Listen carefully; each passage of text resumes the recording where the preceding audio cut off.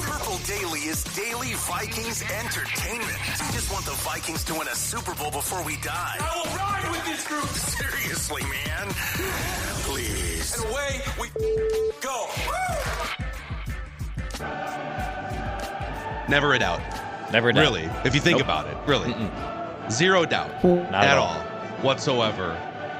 When you're trying to fend off the kings of garbage time in the NFC, the Green Bay Packers, the Vikings.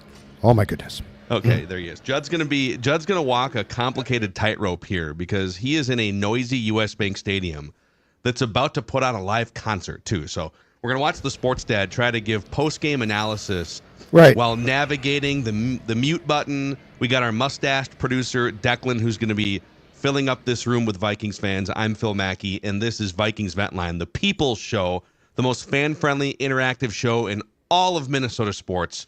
If you want to get on the show, 14-2 Minnesota Vikings, and next week against the Detroit Lions, it's all on the line. The number one seed and home playoff games throughout the entire month of January, the NFC North crown.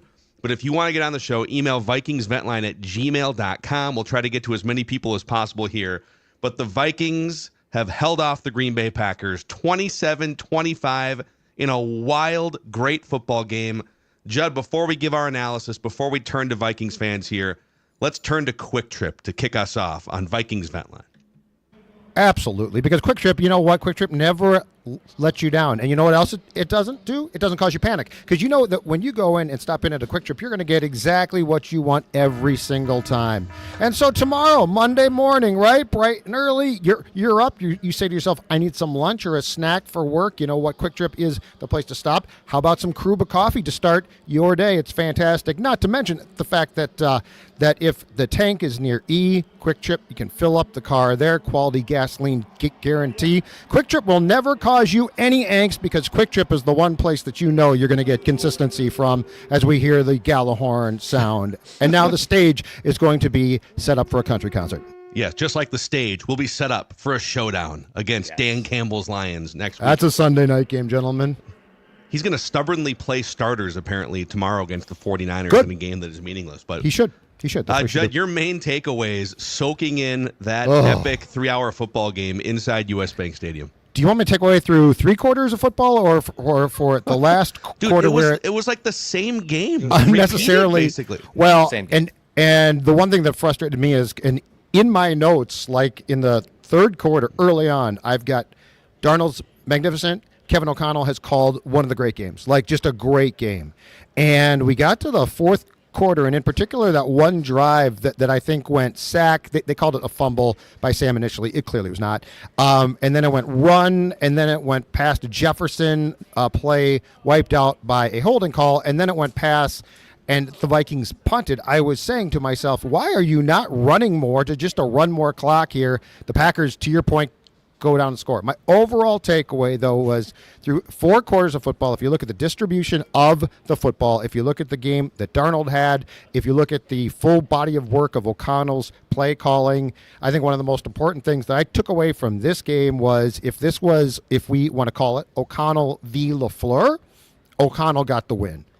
So the end of the game I didn't really like. It got to be way too close, but overall, body of work. And then my last thing is, and we can certainly bring this up on Hottest Takes tomorrow.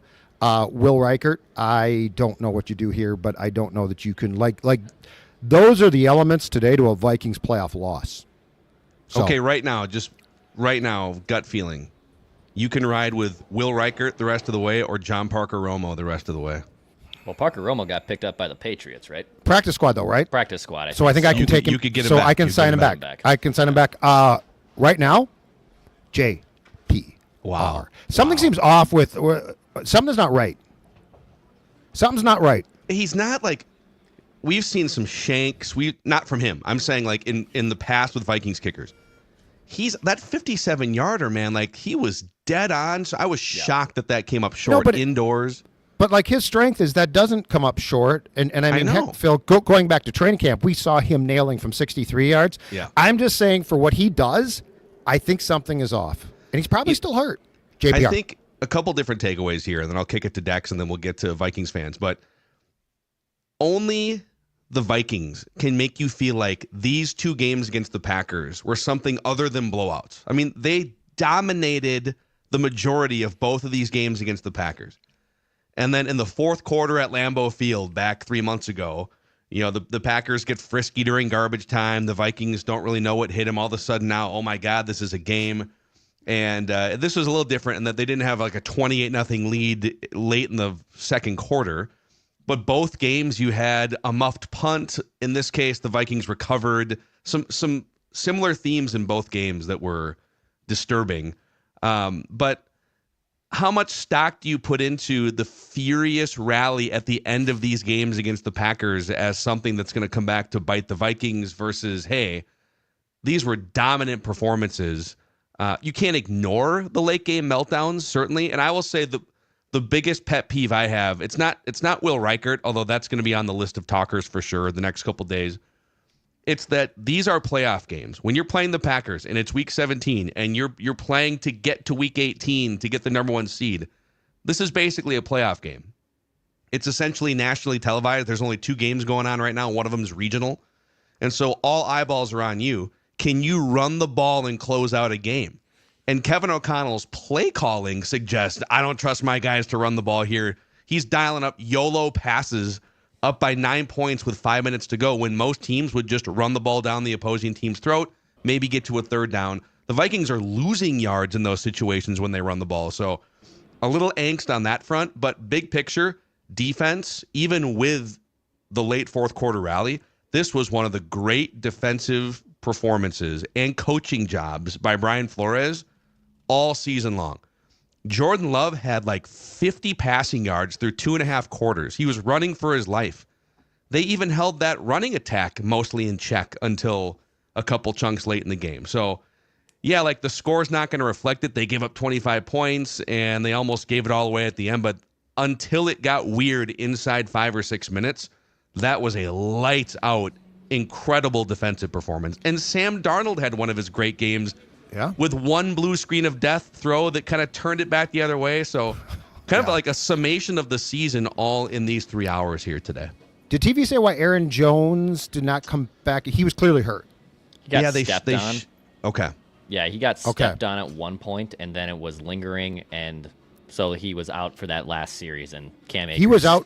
I think he was out for the vast majority of the second half, if I'm not mistaken. We had 2 Ty Chandler series that ordinarily would not happen. Don't happen, right?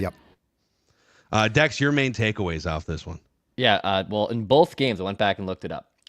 In both games, the Vikings had a 99% chance to win both these games against the Packers. 99. And they ended up being one-score finishes, single-digit finishes, essentially.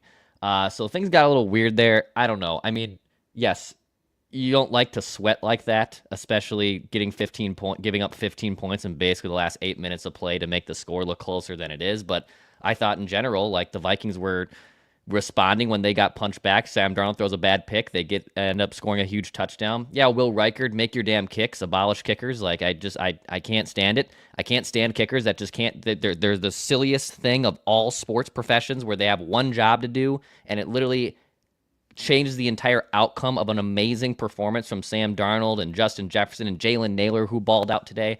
All comes down to a guy not doing his one job of putting a football between the uprights. But at the end of the day, they're playing for the number 1 seed next weekend, which is absolutely bananas. Sam Darnold's having the season of his life. It was a crazy game, but very entertaining. Sam Darnold, his final box score, 377, 3 touchdowns, the brutal interception. He only took 1 sack, a 116.1 passer rating. And I think that flirts with the most yards he's ever had in a game in his career. In fact, it was. The previous high was against Atlanta in early December, 347. So he shatters by 30 yards his previous game high for yards, 377 for Sam Darnold. All right, 27-25. Vikings are 14-2. And regardless of what happens tomorrow between the Lions and the 49ers, next week's game between Detroit and Minnesota is for the number 1 seed, a first-round bye, and the NFC North crown. Inject it straight into our veins here. Over 7,500 people currently hanging out live on the Purple Daily YouTube channel. This is Vikings Vent Line. Phil Mackey, Judd Zulgad, Declan Goff. 365 days a year, we are giving you Vikings content.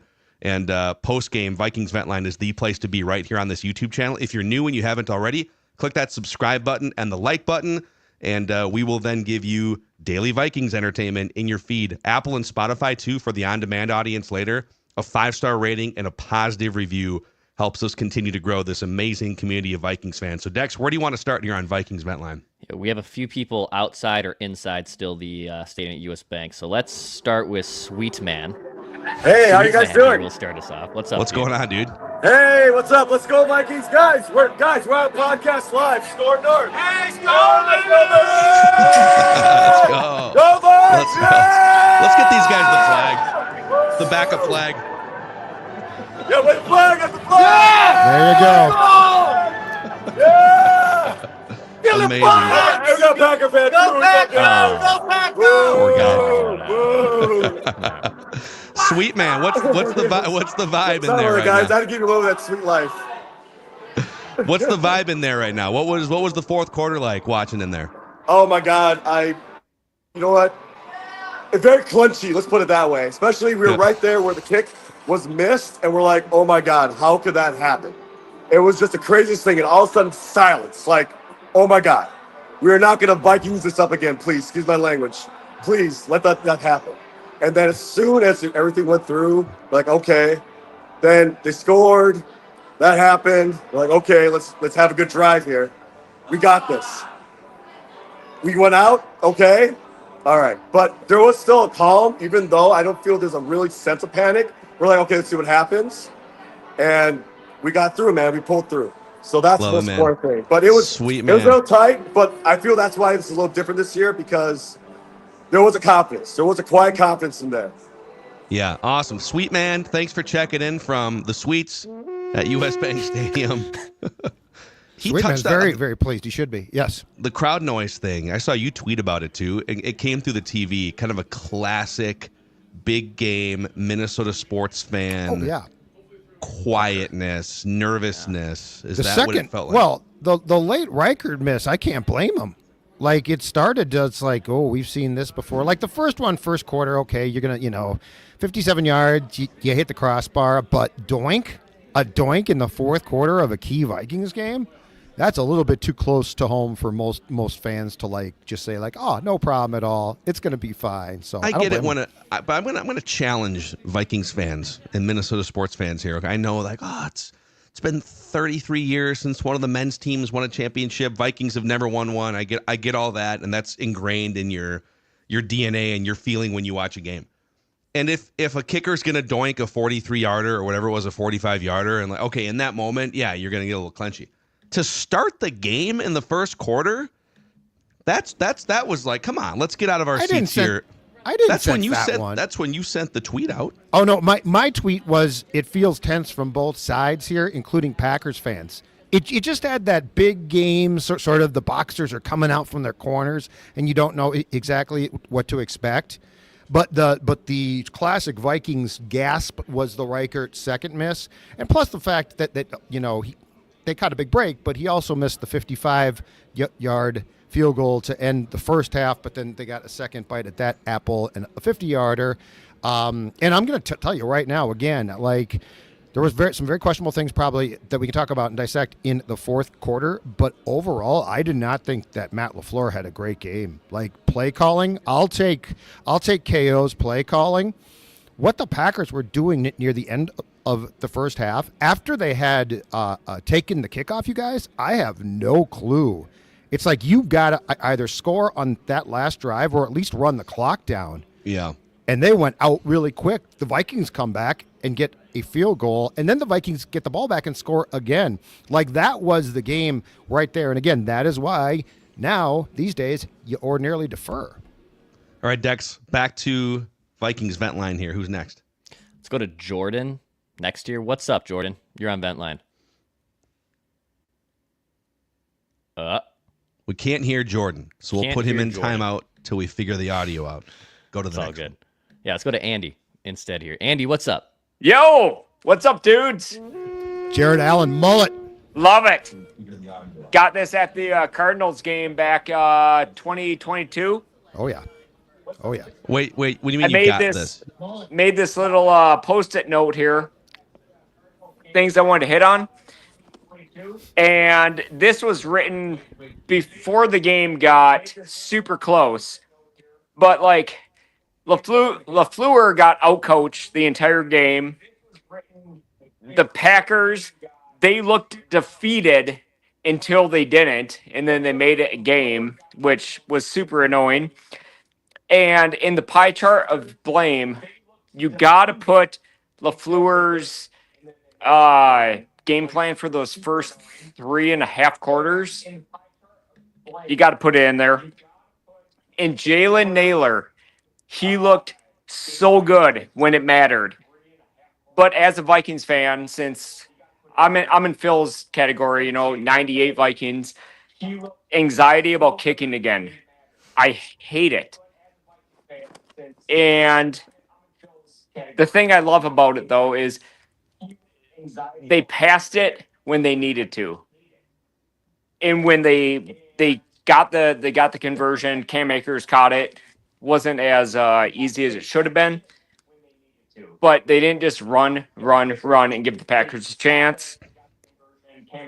And also, I want to say, Declan, I know that you love golf. We got to get out in golf. You guys got to make some sort of an event or something. I would love to see it. Yeah, I think that's been something we've talked about. Andy, thank you for your takes. Wait, is he suggesting that was not a real mullet? That he got the mullet? Not. No. It was. You remember the things they gave out a few years ago? It's like a headband. With I've got one. The mullet on it. Yeah, Judd has one. I've I ordered have one. one. I feel like if the Vikings beat the Lions, Judge should be wearing that mullet the next day. Absolutely. Or on Ventline. I'll find it. Absolutely. On the passing late, so he loved it. I mean, it's really easy for us to sit here and say, why are you not running the ball? Run the ball. But then they do run the ball, and Aaron Jones is out for the rest of the game, and Cam Akers gets stuffed for a 2-yard loss. And that's where I think KOC is in, because people blame KOC for being a bad play caller in that spot and playing YOLO ball. I think he feels like if Aaron Jones is injured and or if the opposing team knows we're going to run the ball, we're going to lose yards. Mm-hmm. So would we rather run a play action like that call to CJ Ham was awesome? It kind of sucks call. That it happened on first down, though, because when it happens on first down, it's kind of meaningless. Right, in but that that's spot. A good call. Right. Yeah, and then Cam Akers, man, that was nerve-wracking. The game-sealing reception, that thing almost hit the ground. But that is something that they have to shore up at some point if they want to make a run, either short-term or long-term. Like, you have to be able to run the ball in those spots and just take another team's soul out of their body. And I don't mind a short passing game there either. I'm fine with that. I'm saying the Darnold YOLO balls when it's not time to YOLO. And that's what gets me. But yeah, short passes are fine. I mean, screen game, I love the screen game. I think the screen game is great. So I just thought that was what I didn't like a little bit. But let's go back to the vent lines here. Who's next? Yeah, let's go to the stadium. Alex, what's up, dude? Love it. Yes, sir. Purple Daily, we are here. We're waiting for the concert. It has been amazing. Love you guys. Judd, I wish you could do the flag. I know you can't right now, but I can't hear you. That's okay. We got flags. We got Phil flags. can. Phil's got it. Sir. Phil's got it. Moving from Hawaii has been awesome. The game wasn't as close as the score indicates. The Vikings dominated. And now on to the Lions to destroy for the number 1 seed, gentlemen. Love it, dude. Love it. This week is going to be so much fun. I love this week coming up now. God, yeah, I mean, because this was kind of, even though the Vikings haven't lost in 2 months or whatever, that Packers game was a different level of competition. That's a really good team. And everyone was kind of, okay, Vikings are good. They're getting disrespected throughout the media, and no one talks about them nationally. The pregame shows. I mean, hell, Tom Brady before the game, he's on screen with Kevin Burkhardt. Like, the Packers have only lost a small handful of games to the Lions a couple times, really good team, and to the Eagles, and he's trying to figure out what the fourth loss was, racking his brain on live TV. The fourth loss was to the Vikings. So there's a whole Tom Brady conversation to be had at some point. But I guess my question for you guys and then for Vikings fans jumping in here is, what does this feel like now that you have swept the Packers 14-2? This is the second best regular season they've had in franchise history, with a game against the Lions next week. How much more real does this feel? How much more realistic does it feel that they can make a run here now that they have knocked off the Packers in the way that they did today? It feels real for sure. Like they are, I would say this, coming away from the Packers games now, they are the better team and the Packers are good. Both games should have been more decisive wins, but like if you look at the body of work of 8 quarters of football, the Vikings are the better team. No, it feels, knock on wood, it feels like it's very real because everything is working for the most part in a synchronized way. Like, go look at the stats, you guys. The distribution in the passing game today is nuts. It's absolutely phenomenal. And Darnold had a great game, but I mean, you also incorporated everyone, including Hawkinson again now. So the defense, to your point, Phil, had a marvelous day. So yes, it feels like there is a real opportunity here, which is really hard to fathom after what we didn't expect coming into the season. But yeah, I'm not gonna rain on this parade. This team feels very legitimate to me right now. It took, by the way, 23 plays for Justin Jefferson to get a target. Yeah. And I think the first target was the pass interference. And It was. I didn't even necessarily feel like it was negligence from an offensive game plan standpoint. It felt a lot like that Bears game where the opposing team's defense decided, okay, we're not letting this dude get loose for 8 catches in the first half. And so then and even Jordan Addison was getting some attention because he's torched the Packers in the last couple of years. And so, all right, cool. You guys want to play it that way? Well, Jalen Naylor's going to go off as the third wide receiver in 11 personnel. TJ Hawkinson. And then you see some underneath stuff to Aaron Jones too. So they have a ton of weapons. And if Jalen Naylor, he's done this 3 times this year, early in the season, he can get loose. And if he's not, he has some drops issues this year, but if you're not going to cover that dude, he's going to make you pay. He might drop a touchdown on your head. The Packers' plan today was clearly to let Jalen drop the ball, and he didn't. They didn't cover him. Like there were multiple instances, but go look at the design of his touchdown catch. Freeze it as Darnold releases the ball. Yeah. Jefferson is cutting across, wide open. Addison to the right, open. Hawkinson underneath, open. Jones, screen, open. Naylor, open. That's a lot of design there that basically schemed everyone for Darnold to see. It was incredible. But yes, they clearly, the Packers said, you know what? Screw him. Jalen's going to drop the ball. And he didn't drop the ball. He made some really nice grabs, and that is a difference maker. We also saw the shorter stuff to Jefferson second half that we've been begging for, and I loved it. Get the ball in his hands. I don't care how. Yeah, let him make a play. All right, back to vent line here, Dex. Who's next? Let's go to Zach next year. Zach, what's up, man? Hey, fellas. Thanks for having me on. I've been on in the past, but not yet this year. 14 wins. I think that's a good occasion to try to get on the show. Let's go. Let's go. Amen. I was born in 94, so I don't really remember the 98 season at all. I was 4 years old.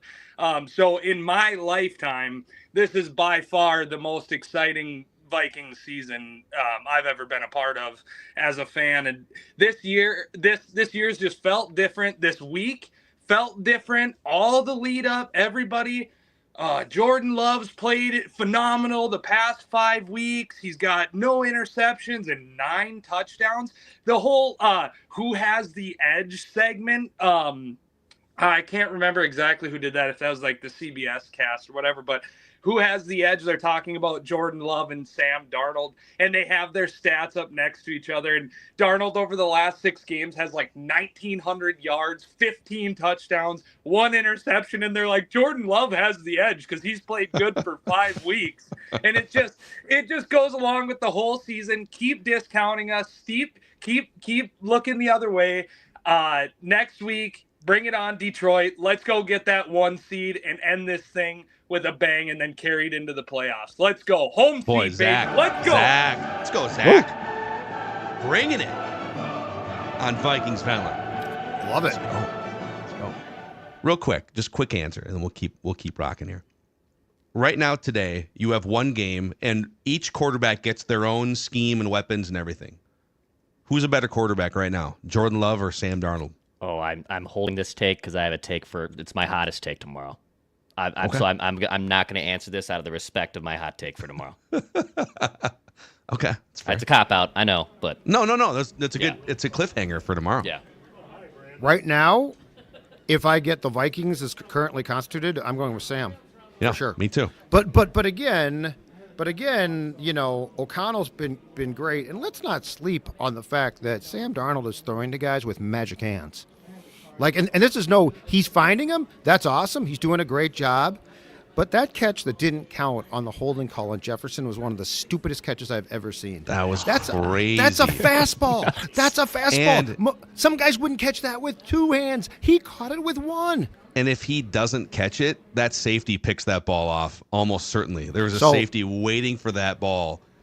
It was a YOLO ball, man. I'll give Sam this. He throws boneheaded interceptions sometimes, but they don't prevent him from doing what needs to be done on future throws. It's like he doesn't remember what just took place, which is great. good and bad. Which is good and bad because we've seen guys that do. 51st dates, man. He just It's wakes like, up after an mistake? interception. What happened? Well, what mistake? Hi, 5 for I'm 5. Tom. Hi, I'm Tom. All right, let's keep. Wow, dude, we have like 8,000 people. You guys are incredible. If you're new, you just stumbled into this. Welcome into Purple Daily, Vikings Vent Line, the place to be after every Vikings game. Click that subscribe button and the like button to help us spread the word here on Purple Daily. Who's next, Declan? Let's try Jordan again. Jordan, you got us this time? Can you hear me this time? There we go. Yes. We got you. Yeah. Yes, buddy. So I'm a defensive guy. So I got to give roses, Van Ginkel and Dallas Turner. I know this wasn't a big game for them, but you know what? They've been a big part of this team. And I got to give roses for them. Amen. Hell yeah, Jordan. Amen, dude. Yes. I might give those guys a celebratory adult beverage too. That's what we might do. Just like Love I that. think he's been enjoying. Yeah, that's Post totally game. okay. Nothing wrong with that. It's a Sunday, yeah. Sunday's And fun most day. people aren't working for like another week, No, I know. Which is I'm already at my wits' end about that, but I'll withhold that. It's just I'll get back to work, okay? Don't take any time ever to recharge I don't know. or You can take some time off. off, but I don't even know what day of the week it is How now. dare you Is it spend Monday? time Is with it friends Wednesday? and family?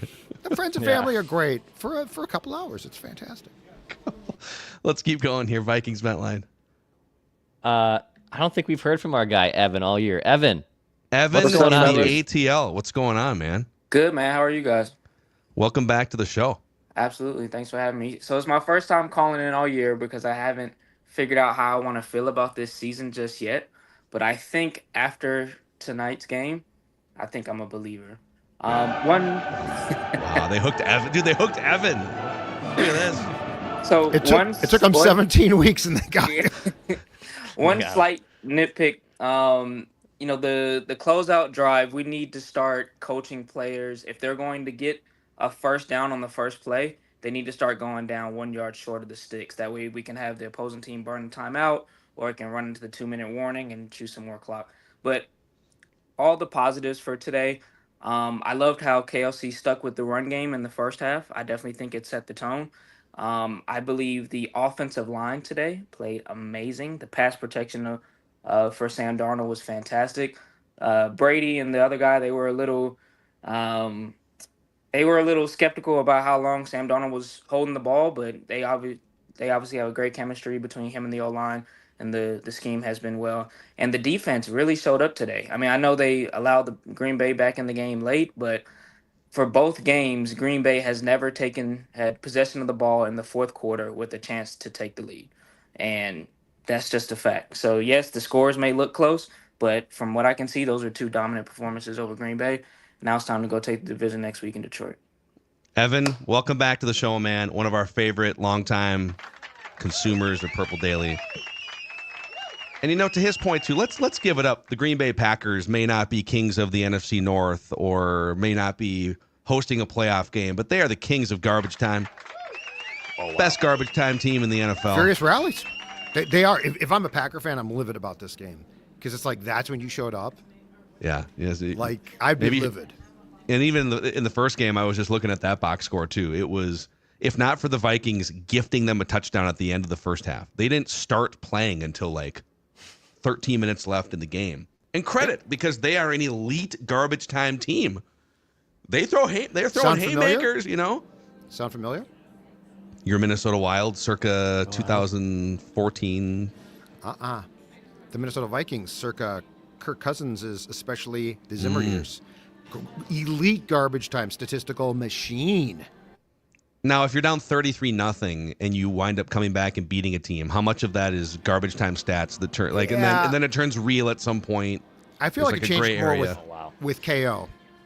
There's a great video from the Vikings locker room from the Vikings Twitter account of Sam coming into the tunnel and basically getting showered with water and like getting hoisted up by all the teammates. It's a phenomenal video right now on Vikings Twitter, ready to run. And that comes a week after KOC gave him a game ball last weekend and picked him up, bear hugged him and picked him up while the team went crazy. They love Sam Darnold. What's not to love right now? The conversation. What's he worth now on the market? $10 million base as a backup bridge. What's his average annual value right now? Free agency was tomorrow. What is he getting? 50? He's getting more than that. He now will get more than Baker got. Well, Baker's not even a question. Baker's like 30. Baker's not even a question anymore, right? Yeah, he's gonna go well I think he gets more than 50, possibly. Yeah. Who knows? I mean, I don't know. He's had a fantastic season. Like that's the whole. At the end of the day, that's going to be the entire discussion. Yeah. What's he gonna get? How's that concert, by the way? You can now kind of hear it. I don't know. I can't. It's very quiet for a concert, which I appreciate greatly. I thought it was going to be like loud and noisy. I can hear a woman singing. I thought it was a guy. I don't know I don't know what's going on here anymore. Who is performing? Do we know? Nate Smith, I believe, country artist. Okay. Nate Schmidt. Great Smith. Gopher defenseman. Not St. Cloud Florida native Panthers and former now. Gopher. Been around Smith. forever. Nate Smith. I've never heard of Nate Smith. Smith. Doing a 60-minute set right now. Yeah. We'll need a full review for tomorrow. Full review. This concert. So if you could keep one ear on the concert. Is he singing right now? That sounds like a woman singing. Yeah. Maybe he has an opener or something, and then opener of comes some out. sort. Yeah. You can't have. If you want people to stick around and watch you, you're going to have an. I mean, people want to go to the bars. This is a time for celebration. I think they leave the concessions open for this. I think that's part of the reason. You have to pay why, $18 a beer. That's. I'm getting out of there, and I'm already in there. Yeah, it's convenience now. All right, let's keep rocking here. Vikings Vent Line. Vikings win 27-25, and it sets up a game against the Lions next week, regardless of what the Lions do tomorrow, for the #1 seed in the NFC. Crazy times here. Who's next? Let's go to Adam next year. Adam, what's up, man? What's going on, guys? Great to be on with you all. First time tuning in and being live with you all, so thanks so much. Few quick takes on this. As crazy as it sounds, I'm somewhat happy that the pick happened in the third quarter, and the reason why I think they will not make that same mistake going into the Lions week, I think it was a little bit of too much throw right there, maybe a little cocky, so I think next week they're going to hold off on that. Huge shout out to KOC, 34 wins now with the Vikings. Most of those wins are within 1 point. So in the fourth quarter here in the Green Bay, yes, I was nervous, but it didn't shock me, to say the least. And then lastly, I know you just were talking about the locker room. I'm hoping Cam Akers gets a game ball here. That catch, incredibly hard to make, and it sealed the game. So thanks so much for having me on today. Go Vikes. Love it, man. Thanks, Adam coming in. Yeah. Let's keep going here. Sure. Vikings Vent Line, Purple Daily YouTube channel. Let's go to Rashad. What's up, Rashad? How are you, man? Oh, Rashad, you're just muted on your end. You just got to unmute yourself on the website. Just hit the unmute button. There should be a microphone. If you see it, it'll put you in timeout. Unmute yourself, and then I'll get you back on there in just a second. In the meantime, Lauren? Oh, yeah. Lauren? We have a horn. And Before I Die, and some Zins, and some beverages. We're having a great time. What's going on, guys? Hey, this is. Oh, you mute, Lauren. You muted yourself right when you were about to talk. Lotta. Oh boy. Oh, hey. There you go. Those fat thumbs, Lauren, man. You gotta get those things out of the way, dude. Hey, so this is Larry in Alabama with my daughter who has been converted. My son-in-law who has been converted. Love it. And my wife who supports whatever the heck I say. My wife. That's a good wife. That's a great wife then. Yes, absolutely. Let me give you one right here. Hey, Mackie, cue the Ode to Joy for me. You got it.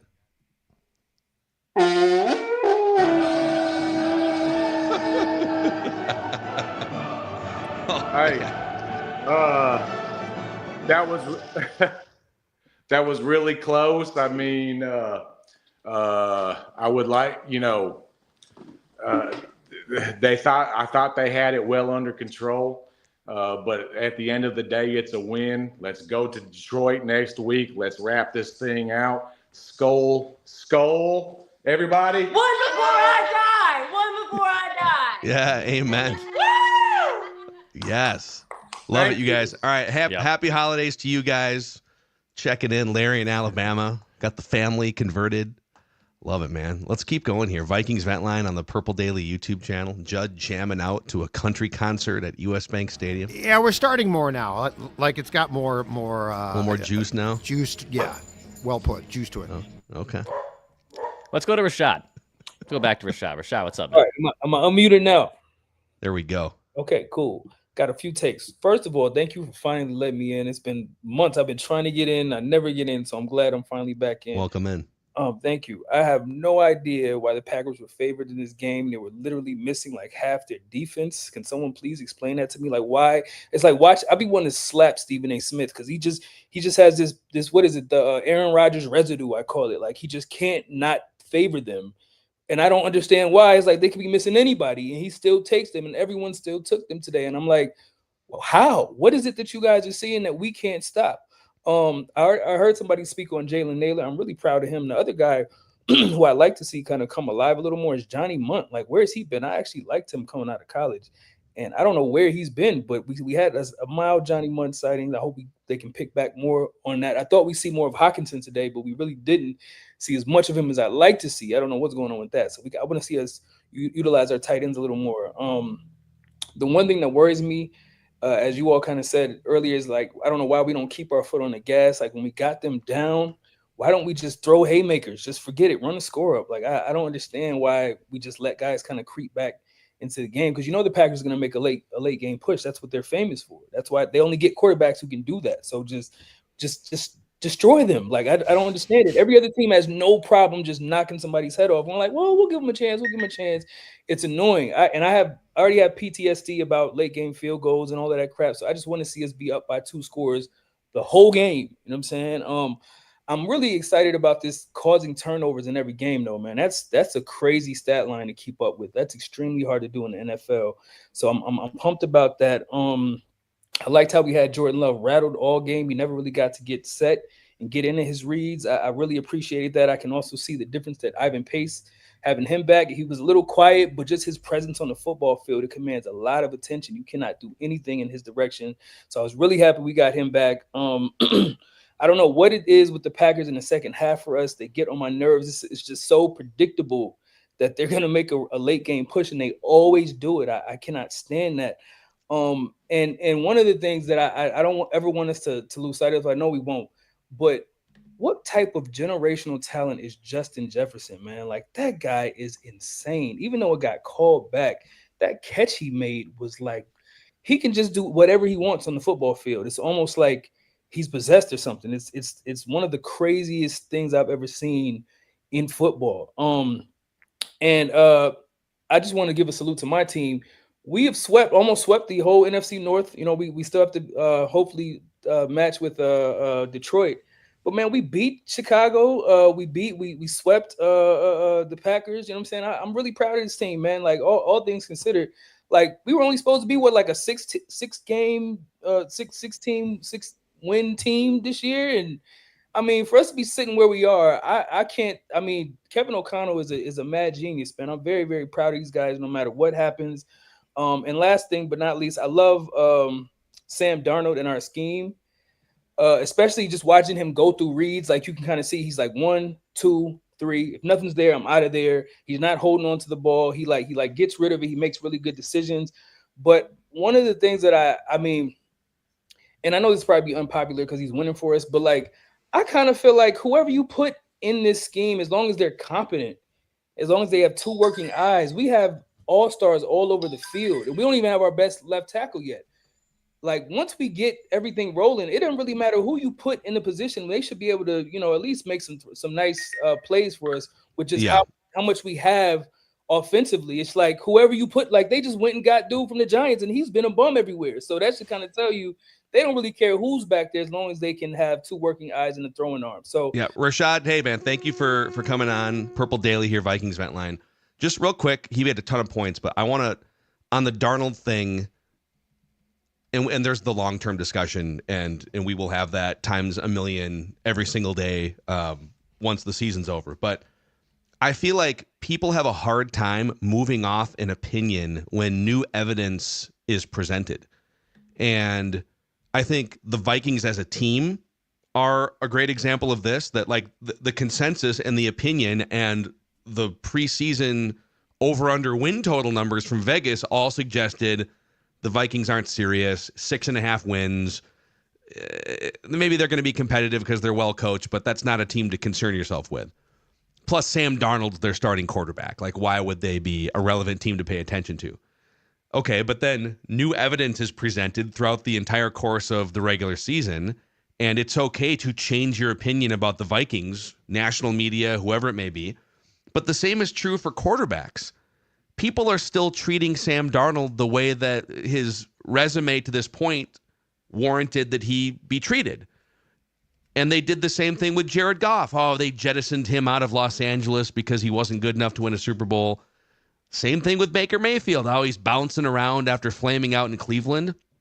But when guys in their mid to late 20s who were top 10 draft picks, super talented, maybe just take a couple extra years. So to me, like, the new evidence is a former top 3 overall pick in Sam Darnold is balling, just like Jared Goff started to figure it out with the right infrastructure, just like Baker Mayfield is. Look at him today, by the way, in the Buccaneers.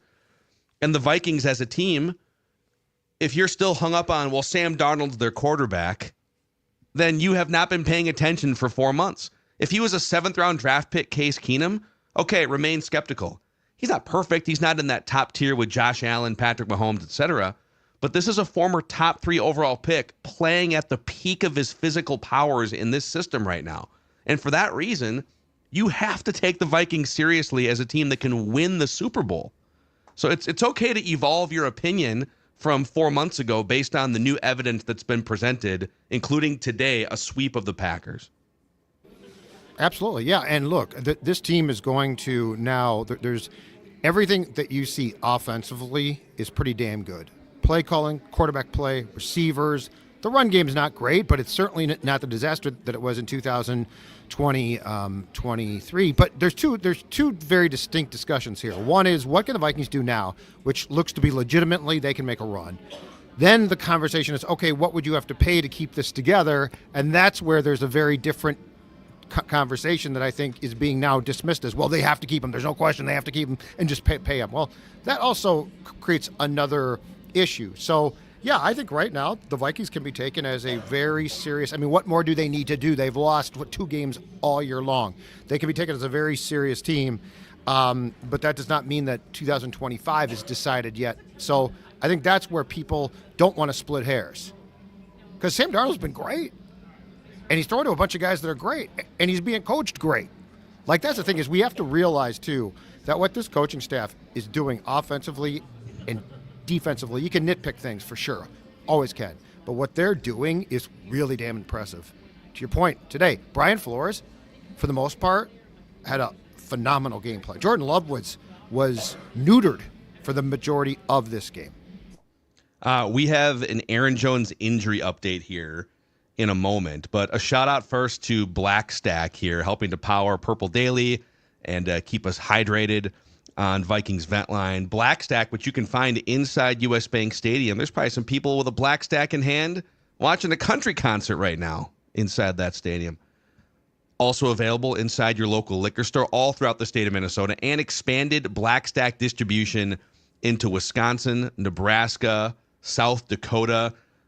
Incredible tap room too, by the way. If you haven't stopped by it's a former Spam Can factory, just a really cool, massive space with a 190-inch big screen TV. They also offer non-beer products, hard seltzer cocktails, boozy slushies. BlackStackBrewing.com. That's BlackStackBrewing.com. What's happening on Underdog these days, Declan? Yeah, they have a little extra bonus right now for deposits. So if you'd like to make a deposit into your account, they'll get a 25% deposit match for those current users. And then, the new users, if you sign up with promo code SCORE, if you haven't played Underdog Fantasy, if you haven't played Underdog at all, if your fantasy football season came to an end and you're still looking to play football, you can do that throughout the playoffs through next week on Underdog. Promo code SCORE will get you a nice little deposit match there as well. So go to Underdog and use promo code SCORE when you sign up. And Judd, tell them about the Canopy Group here, if you could. Then we'll get to that Aaron Jones injury update. Absolutely can be, because they're an in-state-based independent insurance company at Canopy that has your best interest in mind, much like a sports executive, like Kwesi, constantly on the lookout for the best talent available. Guess what? The Canopy Group does the same for you when it comes to getting the best insurance coverage at the best price. They work with 16 groups of top-tier companies to make sure you have the best insurance roster available for auto, home, health, and business. Teams need options, and so do you. When it comes time for renewal, and this is absolutely key, you're going to hear from the Canopy Group, because you deserve better than the status quo. That's right, they're always on the lookout to help you. Give them a call, 1-800-967-3389, or check out their website, canopygroup.com. That's thecanopygroup.com, and take a step towards helping your insurance roster. Couple things real quick. Actually, Pat Jones injury update too. Kevin O'Connell said after the game that Pat Jones will miss a little bit of time with the right knee injury he sustained. He'll be further evaluated tomorrow, according to the Star Tribune. Well, Dallas Turner came in after that and got a huge sack in the fourth. If this clears the way for more Dallas Turner snaps, no one's rooting for an injury, and Pat Jones has a bunch of sacks this year, but this could open a door for Dallas Turner. And then Aaron Jones, it was a quad contusion, and so Kevin O'Connell said he was working his way through it. He had some really good runs, but we decided to pull him from the game. He was on the sideline, according to the Star Tribune, with his helmet on, waiting to go back in if necessary. Doesn't sound too serious, but it was concerning enough or limiting enough where they ran Ty Chandler out there for like 6 carries, and Cam Akers closed the game. So something to keep an eye on going into Detroit next week. Yeah, and that's the thing with Jones too, right? Like he's been great. His teammates love the dude. He is a versatile player. But I think the reason why the Packers said goodbye was essentially this, because, well, one, he plays his ass off, but he's not really that big a guy, so he's hurt a lot. So I do think that what we're getting is the complete Aaron Jones experience, and I think the decision is, do you want to live this experience again, or perhaps through the draft improve with a younger back? I just watched the Sam Darnold video. It's out there on the Vikings account. It's really cool. It's like when a college basketball coach comes in after an upset in the NCAA tournament, and they run in, and everyone's just like spraying him with water bottles and stuff. It's pretty cool. Yeah, the Vikings official Twitter account sent that out. All right, still over 7,000 people here live right now in this moment on the Purple Daily YouTube channel, celebrating a 27-25 Vikings win over the Packers. Who's next, Declan? Let's go to Zeke next year. Zeke, what's up, man?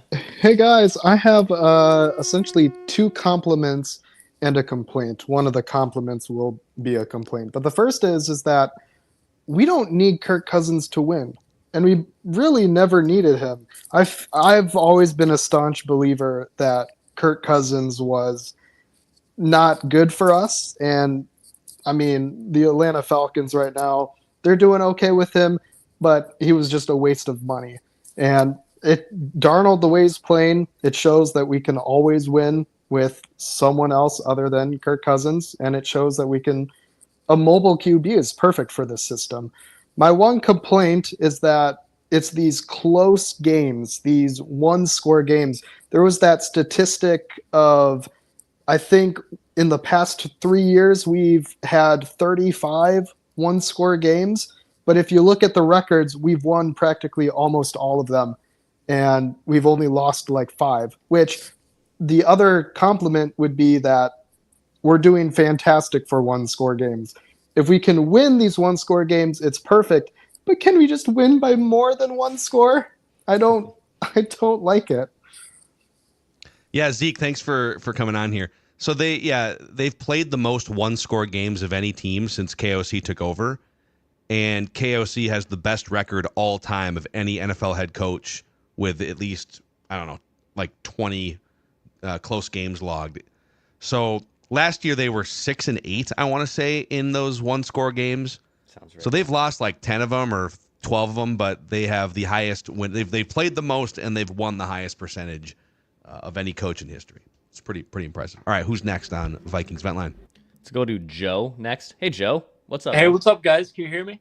Yes, we can. Yeah, we got you. Love the jersey. Love the old school look. Thank you. Harrison Awesome Smith jersey. throwback. I had to throw it on. Perfect. I got a couple notes, not as detailed as Judd's camp notes, but anyways, Darnold was money today, which I love. He was fantastic. I haven't watched the video yet in the locker room, but I'm going to get to that. One complaint I do have was the clock management in that last drive in the first half where I feel like we left a lot of meat on the bone. I mean, we got a field goal eventually, but I feel like if we managed that better, we could have got some more points out of there. The third down defense in the first 3 quarters of the game or so was incredible. Third and fourth down defense. Hawkinson showed out today in a big way. He had a lot of good catches. And it feels so good, let me just say, to sweep Green Bay. And I'll leave it at that. But Skull Vikings, big one next week. I'm ready for it. Bring on Detroit. Let's get it. Let's go, dude. Joe V Heck yeah, Joe. checking in here on Vikings Vent Line. Let's go to can we go to Cowboy Hat Guy next? Yeah, Ryan. With Okay, his mustache. Yeah. A couple dueling mustaches here. Hey, fellas, what's wow, up? dude. We got to What's get up, Declan Ryan? one of those hats to match Yeah. so you guys can fully match. Hey, I'm with my dad here. Lifelong Vikings fan. We're drinking some of the Before I Dies. We've been having too many of them. Every game we win, we drink one, so we're having a lot this year. But I do want to say I love Sam Darnold, and I have no negatives today. There's a lot of negatives you bring in, but I'm just not going to bring up any of them because we're 14-2. We just beat the Packers. We swept them. Nothing to worry about. Sam Darnold's pocket presence is elite. We talk about the MVP thing with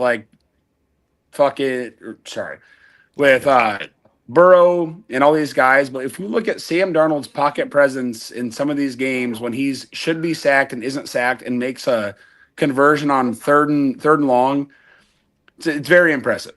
Very impressive. But one thing, my main takeaway from this game is we just win. We just win. We just win these tight games. We just win. I mean, and that's something that hasn't happened in a while. Sometimes we lose these close games with KOC. We find a way to beat, and this isn't like a 8-7 Packers team. This is 11-4 Packers team. We're not playing a slouch. We are winning these games. I know it was rough at the end, and obviously you got to grip your seat a little bit with the Vikings, but we win these games, and I'm happy with it. Got a huge one next week, and I think I like our odds. Ryan, I'm glad Ryan brought this up because the nature of this show, especially Vikings Vent Line, but also Purple Daily is, I mean, you're gonna nitpick the gap between where your favorite team is at and perfection, or what you think perfection looks like for a Super Bowl champion. But in reality, in almost every season in NFL history, there's maybe a couple here and there where, okay, the team that won the Super Bowl is almost perfect and unbeatable and has the number one defense and number one offense. But in most seasons, every team has flaws and imperfections. And every team's road to a Super Bowl title is littered with muddy games where there's a turnover or two or a bad call or whatever it is. And the perfection is overcoming the imperfection to still win. And the Vikings are awesome at that. Like if you're ranking every team based on how well can you absorb a punch or how well can you emerge from a close, muddy game, an imperfect game, the Vikings, the Chiefs are number one because the Chiefs are doing it at a championship level. And that's the funny thing. People have nitpicked the Chiefs all year. They've lost one game.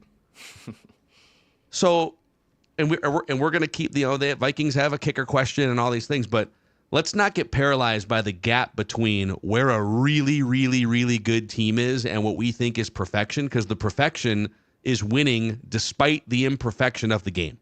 That's my take. No, I agree. Well, and there's some close games though that are just going to be close, and so I feel like we look at all one-score games as the same games, which they're not the same games.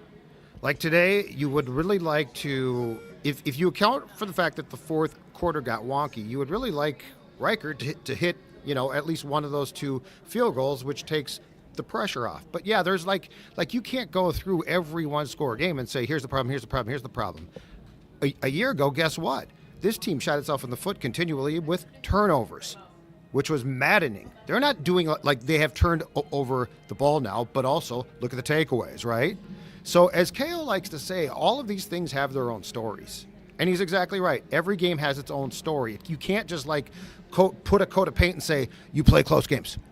But Why? but the turnover thing, yeah, the turnovers were even a bigger problem last year. Huge But I think oftentimes we get caught up in you can't turn the ball over. Well, it's professional football, and even the teams that are good at not turning the ball over turn the ball over. Yeah. So it's less about you can't ever turn the ball over and more about what happens on the next drive after you throw a dumb interception, they score an immediate touchdown. Now what? And today, the now what for the Vikings was they just marched right back down and made it 27-10. And then the game got kind of close. But I'm more interested in how now if you throw 4 bad interceptions, okay, now we have a turnover problem. But I'm in these playoff games that are coming up, they're going to turn the ball over at least once in these games against good teams. If you play that Philadelphia defensive front, you're probably turning the ball over. Mm-hmm. Detroit, you're probably going to turn the ball over. How do you respond despite a turnover? Can you come back down and not just be curled up in the fetal position throwing checkdowns? Are you still hunting down the field? And all year, the answer for Sam Darnold has been, who cares? I'm going to keep chunking the ball down the field. And that's what I love. And that's why you're getting the best quarterback play you've seen in 15 years for this franchise. Because that dude responds after turnovers and still puts chunks on the board offensively. You're dealing with a quarterback with no quarterback conscience. That's the key thing. It's great. Like someone is turned off. There's a mechanism in his brain that's been turned off. That's the incredible thing. To me, how long has it been since we've seen that? Almost every quarterback, it feels like, frets. Everyone does. This guy doesn't fret it. I don't even think he remembers it. So anyway, yeah. All right, let's keep rocking here. Vikings Vent Line, Purple Daily YouTube channel, Dex. All right, let's go to Ruff next. Ruff, what's up, man? What's up, boys? Ruff. Can you hear me? We got you, man. Yeah. Awesome. Hey, long-time listener, first-time caller. Happy to be on. Living here in Dallas, Texas, and with some Cowboy fans crying in the other room. So, but first off, just want a huge shout-out to you guys. Appreciate all the daily content. But I don't know about the over-under on flag waving for today, Judd, but I think we need another one, man. We got to rate the over. Raise the Give us the flag, Judd. Give us the flag. I'm in the press box. I can't till tomorrow morning. Phil's got it. Yeah, Phil's doing a heck of a job. Hell of a job. Appreciate it. Awesome. Real quick, too, I want to give a shout-out to my girlfriend. This is what I got for Christmas here. Saw a little Randy Moss Thanksgiving Day T-shirt. Oh, man. That's cool. Vintage. Aces, man. Awesome. And then just some takes on the game. So, first off, poured one out for my friends in La Crosse, Wisconsin today. All my friends, I'm giving them a hard time. But beating the Packers is always fun, always nice, and doing it in that fashion. I don't care that they had a little comeback at the end. I feel like we let up on the blitzing a little. Flores likes to do that when we start doing a little shell defense just to run the clock. So, Kings of garbage time. We'll take the W.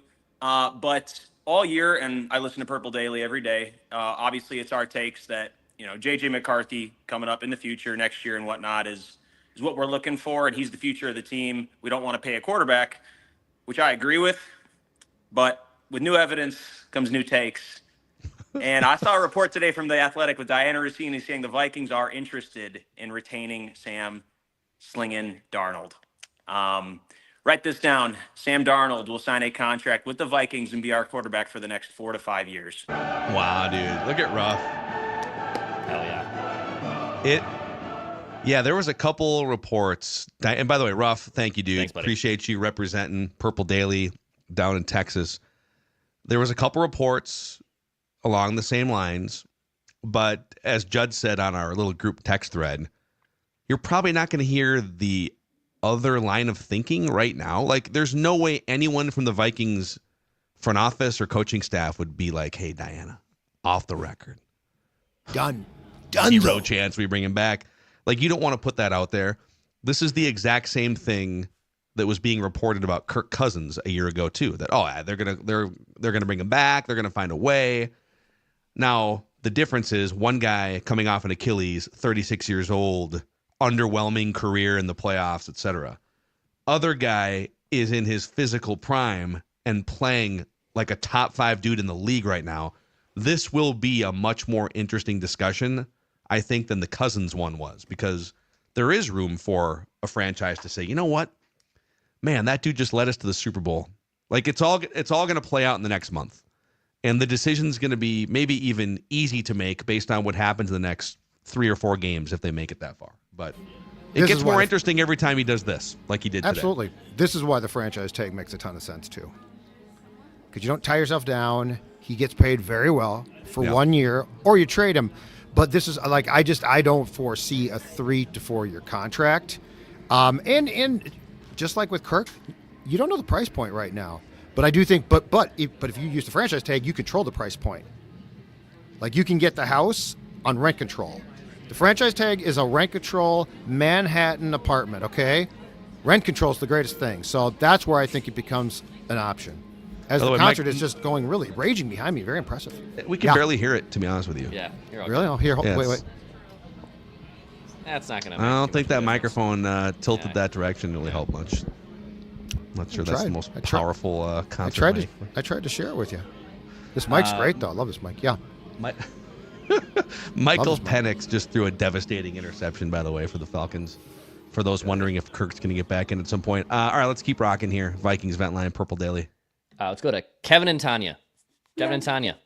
Hey, you guys, you got us? Yeah, we got you both. Awesome. Hey, great game today. It's so awesome to see this team just continue to add on to this NFL streak here, 9 games in a row. Really happy with the way the defense played. 3 points in the first half. Love to see that. Blake Cashman's on the field with Ivan Pace. Great to see them. And then one more player I wanted to shout out is just Harrison Smith. Wish he could play forever, but it's so great to see him in this home game beat the Packers. And Tanya here has some players she likes to shout out as well. Yeah, shout out Jordan Addison. Love seeing him get so much play time. I feel like he's not talked about enough. So definitely excited to see him grow his career. And then also Sam Darnold. Love Sammy D. Big supporter. Yes. Awesome. Thank you guys so much for having us on, and Skol Vikes. Kevin and Tanya, thank you guys. Yeah, Jordan Addison, so he came into the game with like 810 receiving yards. And what did he get today? 90? Did he get to it? Okay, 6 for 69, a touchdown. Felt bigger. But he needs like 105 or 110 to get to 1,000 yards. And he's at 9 touchdowns now, too. So he could actually, if he gets one more touchdown, back-to-back years with double-digit touchdowns to start his career. That dude also has zero fear. Like, he goes and makes catches, and he's not that big. He is strong, but he's not exactly a big kid. But he goes into the dirty areas and makes catches and has really no concerns about the potential ramifications. It's impressive. He also laid a couple nice little blocks in the run game today. He did. Setting the edge. Oh, yeah, football. Freeing the Aaron Jones of the world. Nice work. Good work. Oh, you have to set. If you don't set the edge, get out of the game. Yeah, exactly. All right, let's keep going here. Vikings Vent Line, Purple Daily YouTube channel. Dean, what's up, man? You're on Vent Line. How's it going, boys? Dean, not much, hey, man. So I've been listening since about, 10, 15,000 subscribers on here, and I just got a few things I want to say real quick. First off, I want to say thank you, Dex, for letting me on here. And to Mackie, I have one question for you to address the O-line committee. since I've been listening, since basically you guys started the podcast. What the heck happened in that 2016 Colts game? I was there live for that game, and I just want to know what the heck happened in that game. It seems like we rolled over and died. That's the one where Adrian Peterson demanded his way back on the field and then fumbled late in a key spot, if I remember correctly. Yes. Right? Okay. Right after that meniscus injury. Yes. Yeah, it was a crazy time in Vikingsville, you know. Yes, it was. I remember that distinctly. But also, I want to say, Sammy Darnold, he might not be the long-term, answer to the QB position, but God, he sure is fun, isn't he? He is, man. Yeah, Dean, thank you for jumping on. Yeah, that's another fun ranking. If you ranked all the quarterbacks in the NFL based on how fun are they to watch, he's like top 6 or 7, right? Well, he's got a cannon, which helps a lot. The thing, too, and it was mentioned before, his navigation of the pocket is everything that Kirk couldn't do. Like his feeling, and it's not just him taking off and running, it's literally him sliding. Like on the Addison touchdown pass, go back and watch that and tell me how the Packers lineman who was rushing, who was basically on his backside, didn't get him. Yeah. Like Darnold barely scooted up and threw that pass, and the guy missed him, and it's like, how do you miss him? His navigation of the pocket is a very, very difficult thing because I don't think you can teach it. How good must it feel if you're him, too, to be doing this after like almost being out of the league, basically? And your teammates love you and they're, lifting you up in the locker room. Yeah, I mean, this would be so gratifying because, you became a punchline. Seeing ghosts, the Jets, the Panthers, the thought that you were done completely. And now you're truly playing like a guy that deserved to be the 3rd overall pick in a draft. What now? 7 years ago? 6 years ago? So it's got to feel great, and he deserves it. I mean, he does deserve a ton of credit. Yeah. All right, we have a few more left here on Ventline. Let's go to Tony next. What's up, Tony? Hey, how's it going? Skull, baby. Tony, what's up, dude?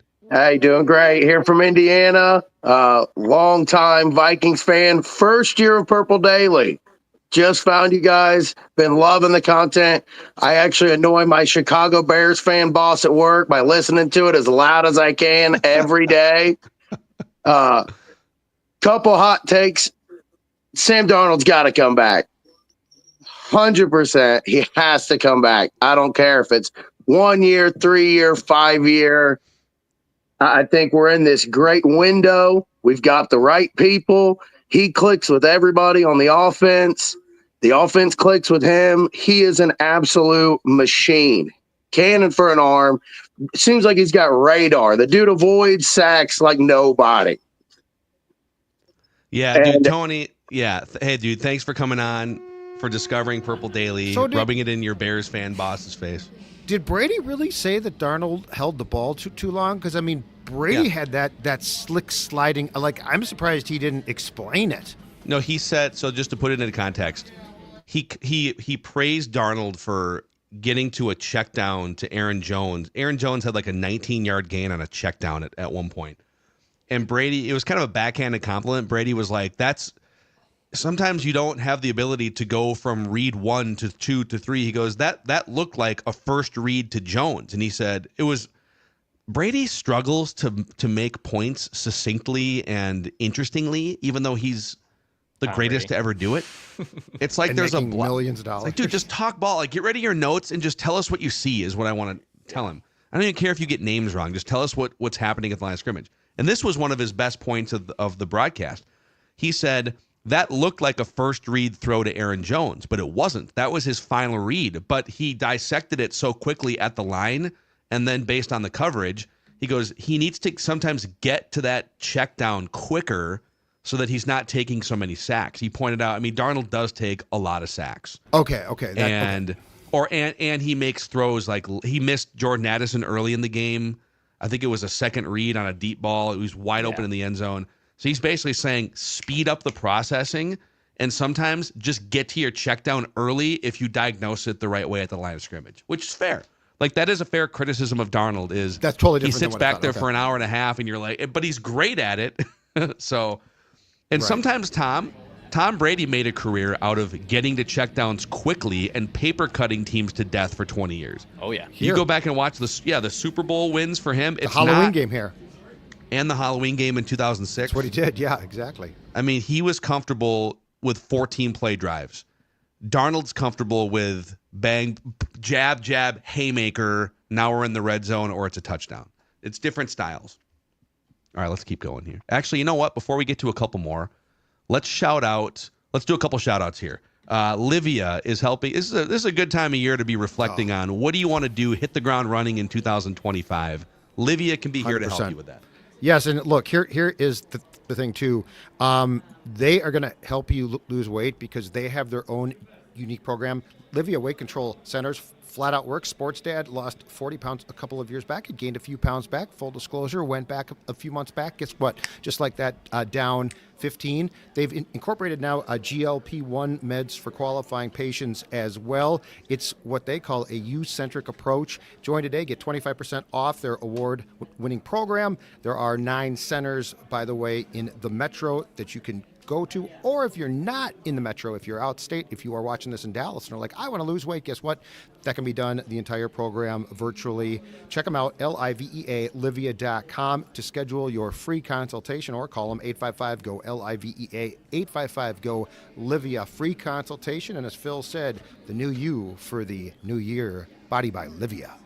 Also, Nicolay Law is here supporting us and helping to keep this a daily Viking show here, Purple Daily. And Nicolay Law knows that when you or a loved one gets injured, ordinary life can come to a stop. Things can get complicated. That's where you need someone like Russell Nicolay to come in with his great team and help you get the compensation you deserve after an accident. So if you've been injured, get the exclusive personal injury law firm of Purple Daily and Minnesota's local award-winning injury lawyers, Nicolay Law, nicolaylaw.com, or give them a call at 1-855-NICOLAY. All right, who do we got next here on Vikings Vent Line? Let's go to Phil. Phil. Hi, Hey, Phil. what's up, guys? How are you? Phil? Exciting. Hello, Jug, we're sir. about the same age. So first of all, thank you, because I'm old enough to remember from New Jersey. The only Vikings news I got was 3 minutes on Monday Night Football with Howard Cosell at halftime. I could see a highlight or two. Loved it. Francis Tarkington. That's my man. But to be able to every day where I'm at, listen to you guys and Twitter and all this other stuff and get information. If you told me this as a kid, it'd be unbelievable. So Phil went from like hoping for 3 minutes on a live Monday night broadcast to getting 30 minutes on Theo Jackson, Judd's camp notes during training camp. Phenomenal. Guy, can you believe this statement I'm about to make? The Vikings are 3 wins from the Super Bowl. Wow, dude. When you math it out that way. Win next 3 wins week, from getting there, right? Yeah, they beat the Lions, and yeah, and number 1 seed, 2 home games. You're in the Super Bowl. Oh my God! I mean, that's only 3 weeks ago. It's only a few weeks ago, 3 games. So it's amazing. Number 2 is fourth. If Cam Akers drops that ball, 4th and 2, do we punt it, or do we go? I mean, I'm very happy that Coach O'Connor learned a little bit from the Detroit game, didn't run the ball 3 times, threw it, and was very aggressive. And, we had a chance to have locked up the number 1 seed tonight had we been a little more aggressive at the end of that game, the Detroit game. Okay, Phil brings up a great question here. Phil, thank you for coming on here. We appreciate you. So it was a 3rd and 2. Yeah. At the Green Bay 40, call it 50-yard line. You're at midfield. Oh, midfield. Yeah. Okay. You're up by 2 points. Yep. Green Bay has 1 timeout left, and there's 1:49 remaining. So let's say he drops that, and the clock is stopped. There's 1:45 left, and they have a timeout. You go for it. You got to go for it. You got to go for it. I think you you just do got too. gashed for 15 points over the last 8 minutes. And KLC, I will say, KLC is not like super aggressive compared to like, obviously, well, Dan Campbell is the exception to every mean, but like, you are controlling the outcome with your offense on the field. You get the 2 yards, it's over. It's over. You punt it back. All they have to do is get a field goal, and they win the game. If it was 3, if the Vikings were up 3, I'd probably punt it. Also, punt it. if you punt it, they're going to drain more clock getting into field goal range. Yes. To win the game, and then when they kick the field goal, you don't get the ball back. If you go for it and get it, the game is over. If you whiff it, you know what? You might as well just get it over with quicker. Just get into field goal range quicker. You're at the 50, and then at least maybe we get, if you're the Vikings, 60 seconds left on the clock and a couple timeouts. I'm glad that we didn't have to find that question out. That's what I'm glad about. And I mean, that pass was no great shakes though. That was incredibly close. That's the scary thing is, in the box score, that's going to look like, oh, that little pass there, right? But when you watch that ball fluttering through the air and like Sammy D's got a gun 20 yards down the field. That ball was thrown with what I would like to call trepidation. Yeah. No, that would have been, boy, we would have sat here. But I will say, this is kind of a similar situation early in the game, and it was a 4th and 3, and they elected to kick the 57-yard field goal. Yeah. First guess, I kind of hated that. And also, like, it's indoors. Is his wouldn't you know about his range? Like, why didn't he get more leg on it? It was kind of a weird situation for that to come up short. I think his range has changed post-injury. But they know they know his range pregame, right? Yeah, like he's but got to be banging home 65-yarders pregame for you to attempt that kick. Yeah, I don't know. But I am excited for our Weekend Statements segment show Monday, because we can have a whole glorious discussion, and this goes way beyond O'Connell. Clock management in this league right now. There's some guys who have mastered it, and there's others who are getting fired because of it. You know? Yeah. Well, I can't wait to talk about the Broncos, Bengals, and Sean Payton in particular. Yeah. Oh man, that game was. All you had to do was tie. All you do is tie the game, John. So if they tie, they're in. Right? Yes, like yes. in. Yeah, and that's what crazy. Trent Green was like, all you have to do is hold the ball, keep the ball, just leave with the tie. Yeah. Not Bo Nix. Bo Nix and Peyton are like, YOLO. Crazy. Here we are. All right, Dex, who do we got next here on Vikings Vent Line? Yeah, let's wrap it up with Carter. Hi, Carter. Hey, how's it going, guys? Carter. Man. We are celebrating the Vikings win right now. We had another one earlier. Yeah. So yeah, I've been listening to you guys for several years now, and I don't know, it just feels like every game, especially the last like 5 to 6 games, like I feel like we're gonna win, and it just feels like you see Sam pushing the ball down the field, and it's just everything just seems to be clicking. And again, that win, even though they came back and got close towards the end, there was like never a doubt, right? That's kind of the whole meme of the Vikings, right? There's never a doubt. It just never felt like there was a doubt, and so yeah, this was an incredible win. Yeah. And the last thing here, Katie and I started dating recently, and I've been the Vikings fan for 15 plus years, and this is her first year as a fan, and so she's just riding the wave right now of this. Yeah. And originally I was a little bit bitter. I'm like, just wait, but she might be a good luck charm. So yeah. Katie, she's very fortunate, Katie. You're very fortunate. Katie, you're going to be playing therapist in about 4 weeks potentially too. Yeah. Just a lot of She things. was be heartbroken. sometimes during some bad quarters. So Yeah, he watched half the game in the bathroom today. Yeah. So because it was good luck. It was good luck, so I had to keep it a superstition. Good luck and Nothing wrong. extreme Thank you, guys. digestive tension. Yes. All right. Yeah. Thanks, Carter. Thank you, guys. Thanks, Katie. Appreciate you guys coming on. I'm pretty sure someone on this show said the Vikings might have won their last game going into this game. No, I told you guys that I crumpled that hot take up and put it off to the side. Yeah. I said, no, it's like the Royce thing. Honey, I didn't say you were a blank. I said you're acting like a blank. That's great. Patrick, I by said the way, I here. could see a world where they don't win another game. And Patrick here waiting for me to get done right. to drive You him drove home. him. 'Cause you I drove did drive him, him, and he is now talking to Fitzy and Wally Langfellow and Eric Nelson, a whole table, as this band is now covering the Foos, I think. Foo Fighters? Okay. Yeah, the Foos. Let's go There another goes hour my just hero. to agitate Royce so Now he he's can't like, get it right home. "Are you done yet?" I'm like, Are you "Nah." done? I thought he'd take a car ride home, but he's like, "I'll just wait. That's fine." Doesn't Pat have Uber? Couldn't Pat? No, he I could. mean, He could. it's- He's elected not to. Okay. Good, but He's elected not to Oh. because my driving's so good. Dex Tweets got out of the Uber last night here in the burbs at you fall? about 1 in the morning with the fog. Man, insane, like M. Night What? Shyamalan level fog in the Twin Cities. Because of last- the drinks or fog? Like no, actual I'm actually talking in this context meteorological the weather fog. But Okay. because of the fog and because Dex Tweets had the drinks, it was a little icy in the cul-de-sac, and you fell. I went ass over tea kettle to the point Yeah. to the point where number one, the Uber driver got to check on me because it was like a cartoon-esque fall, like feet Are up in you the air. okay? Yeah. Like luckily I didn't hit my head. Thankfully I did not. I'm shocked I kind of didn't. Or And he the only didn't thing like that's- back over you or something while you No. were on the ground. The only real bummer is it happened like not near the ring camera. Otherwise, I would have the video evidence, and it literally it was a cartoon, like literally feet in the air on the. Someone has to have like a ring camera. One of my neighbors definitely does. I'll just go Okay. knock on their door to ask. Let's for track that down. It'll be on Twitter before long. that. Oh my god. Yeah, we definitely need the footage on that one. Any final words from you guys before we wrap another celebratory Vikings Van Line here? Incredible season.